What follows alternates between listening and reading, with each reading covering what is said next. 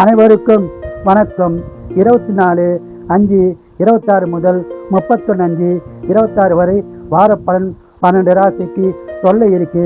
ரிஷப ராசிக்கு இந்த வாரம் எப்படி உள்ளது என்பதை பார்ப்போம். ரிஷப ராசிக்கு இந்த வாரம் சிறப்பான வாரமாக அமைய உள்ளது.